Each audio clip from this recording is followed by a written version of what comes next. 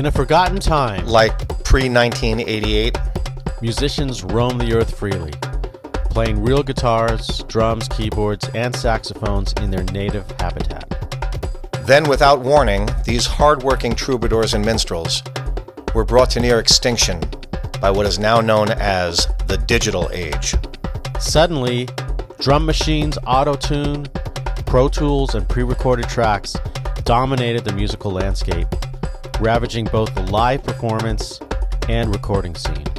A select few musical dinosaurs withstood this onslaught and have persevered, hoping to pass along the wisdom of the ages.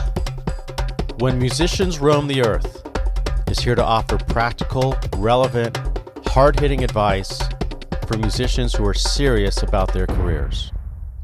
Welcome to When Musicians Roam the Earth. Hey kids, welcome here to another episode of When Musicians Roam the Earth. I'm your host, Bill Sinke. I'm the only one here today. I want to jump right in and talk about one of the main purposes of not only this episode, but of many episodes, is the idea of bridging the gap, the generation gap, if you will.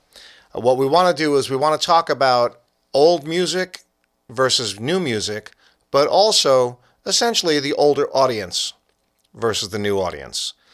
So a couple of things we want to discuss here is, for instance, I call myself a musical dinosaur. I have a hat to prove it. This is the official hat of the podcast, When Musicians Roam the Earth. If you see, it's a dinosaur with a musical note on it. The other one is for my groove program, which is the heart with a musical note on it. So when we're talking about old and new, what we want to do is we want to kind of bring everybody together on this. We want to unify people with music.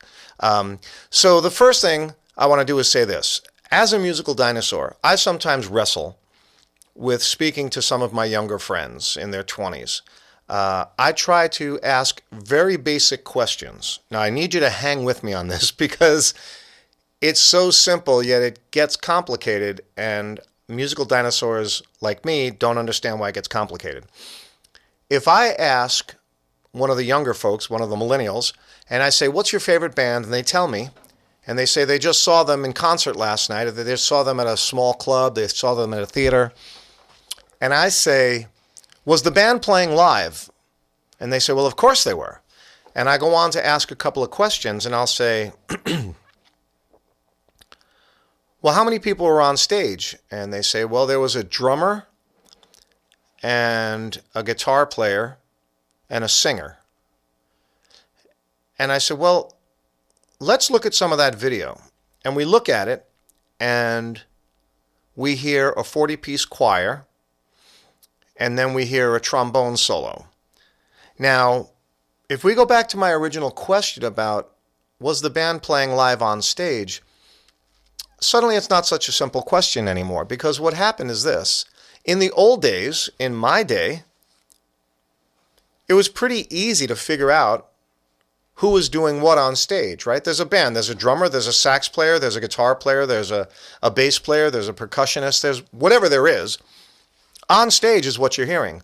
That's not the case. That hasn't been the case for a long time.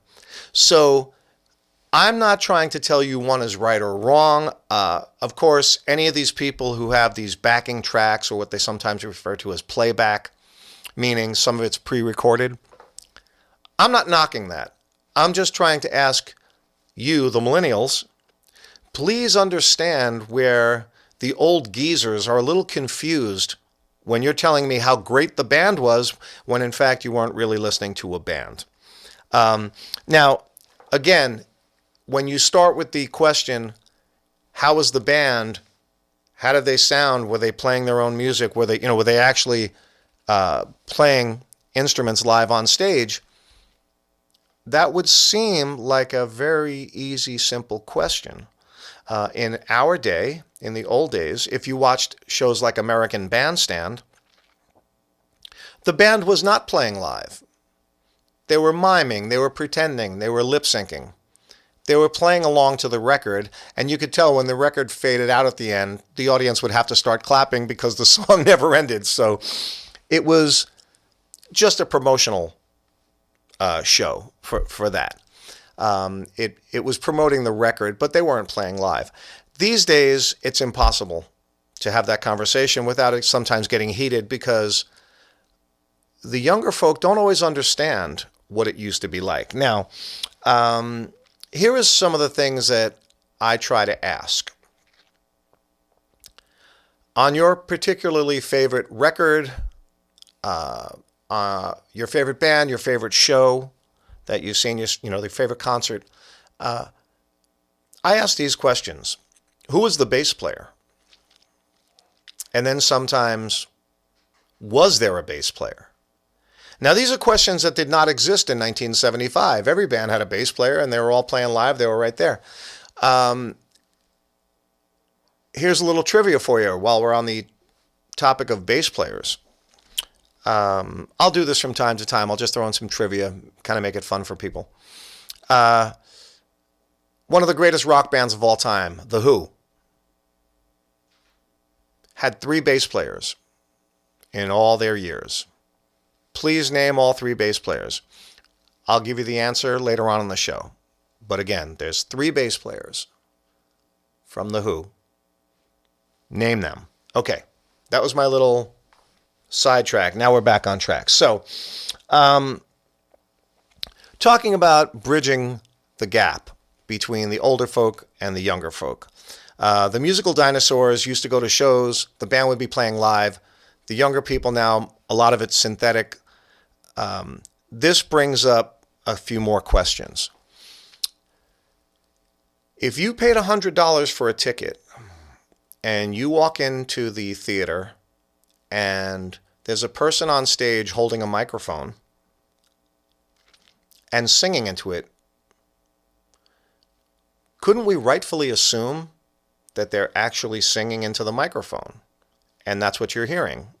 Well, the answer is no, not anymore, because half the time what you think you're seeing and hearing is not real. Much of it is pre-recorded. So these are the kind of issues that the musical dinosaurs have trouble with. Now, right about now, I'm thinking probably there's a bunch of senior citizens listening to this, and they're all pumping their fists in the air saying, yeah, Bill, way to give it to those young whippersnappers, telling them what it's like. Well, you folks don't get off that easy. I'm not going to let you off the hook. I got to yell at you guys too. See, the older folk here, we need to understand a couple of things. What we need to understand is there really is a lot of great music out there. There's a lot of tremendously talented people out there. We just don't know about them. We don't know who they are. We don't take the time to find them. We listen to 30 seconds of modern radio and we say we don't like it and we turn it off. And that's not entirely fair. So we started out at the top of this saying, how do we bring people together on this? Well, I had a couple of ideas. We can be whimsical about this and we can be funny, but I do believe that this might be good. Let's look at it this way. If you as a family sat down once in a while and rather than arguing about mom doesn't understand my music or mom and dad saying, these kids, their music today, rather than that, I'm going to suggest this. Why not make it a little bit of a game? You can do this in the family. You could also do this at work. Get a couple of younger folk and older folk and sit down and kind of make a little bit of a playlist for each other. Again, in my day, we might call that a mixtape. I don't know if anybody under 35 knows what that means, but when we used to have cassettes, we would record our favorite songs and make it like a compilation.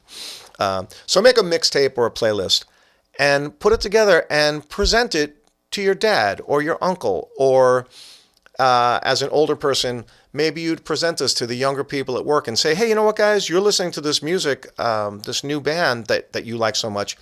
I think they sound great. They sound somewhat reminiscent of the Allman Brothers from 1973. Maybe you never heard of them. Let me give you this.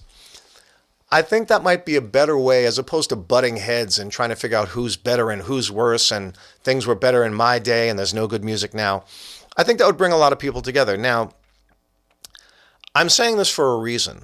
I do think it would be constructive. I do think it would be fun. I think it would be funny.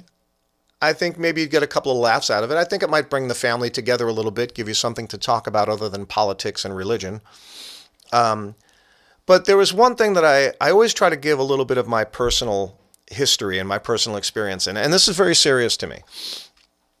Way back, I think it was 1980, I would have been 22 years old. I had a little cassette deck, a portable cassette deck that I don't even know where you could find one now, but it was about this big, about the size of a toaster. And I was playing a song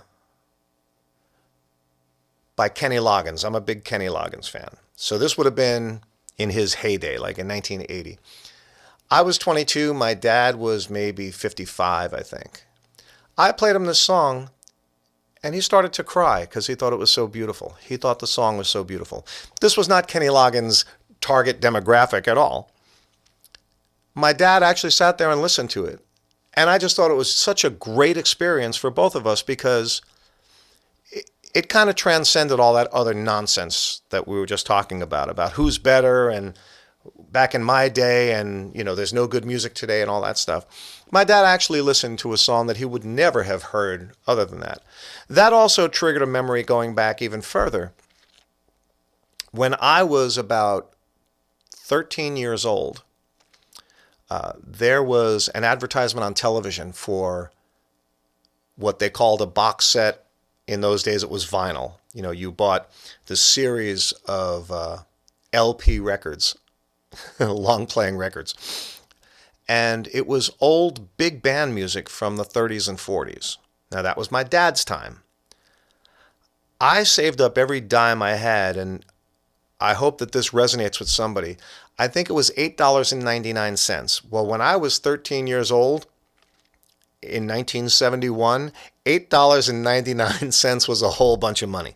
But I got it together, and I bought this collection of records for my dad. One of the greatest things I've ever done for him, and he loved it so much, it was like I bought him a Cadillac.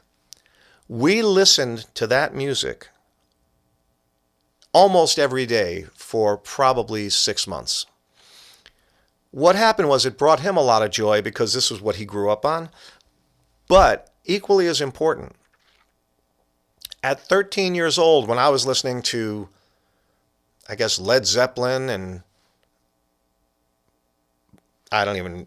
Led Zeppelin and The Who and the Beatles and the Stones, all of a sudden, I was introduced to Artie Shaw, to Benny Goodman, to Tommy Dorsey. I didn't even know these people's names until I gave my dad that gift. And suddenly, we had so much in common. I will say this in closing of this little part here.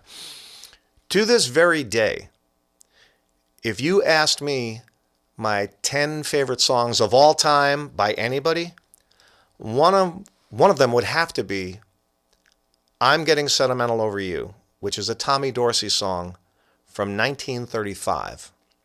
So I want to bring this whole thing kind of into focus here by saying that, when you open yourself up a little bit, whether you're talking about the 13-year-old me and his 55-year-old dad at the time, swapping music from his childhood, or you talk about a little later on when I was a musician and I was out there working and I was playing current music in 1980 to a man who had well been past current music, and he's listening to it with tears in his eyes saying, this is the most beautiful song I've ever heard.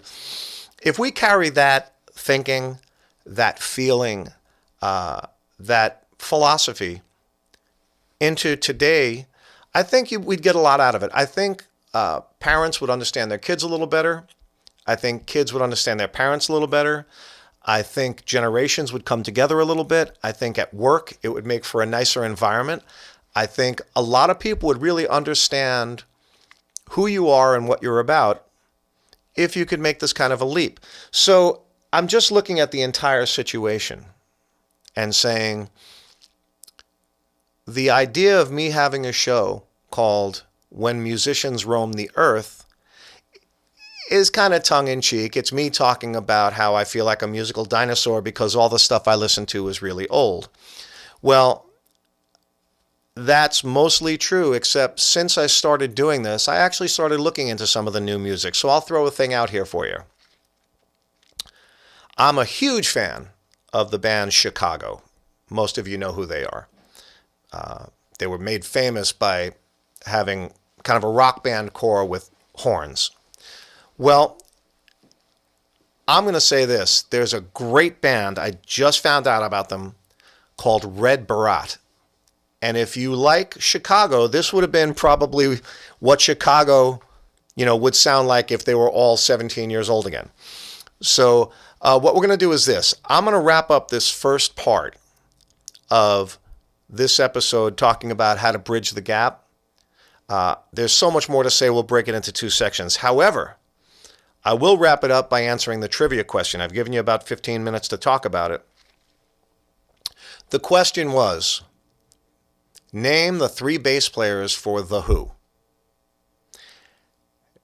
It's a tough one. First one was the late, great John Entwistle. They used to call him, his nickname was the Ox. Then for a short time in between there, one of the greatest bass players in recording history, Pino Palladino. Recently, the last few years, another wonderful bass player by the name of John Button. Now, the reason I give that little kind of tidbit of information for you is I'm always happy to give a shout out to my buddies, my personal friends. John Button is a dear friend of mine. I've known him for over 20 years. I played in a band with him back in 1996, I think. One of the world's great guys, one of the world's great bass players.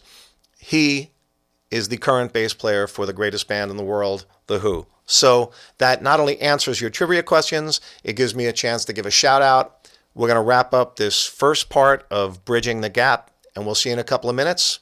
Okay, bye-bye. Be sure to like us on Facebook, follow us on Instagram and Twitter, and you can reach us at whenmusiciansroamtheearth@gmail.com. And you can check out all of our podcasts on billsinkay.com and grooveprogram.com. Thanks for listening to When Musicians Roam the Earth.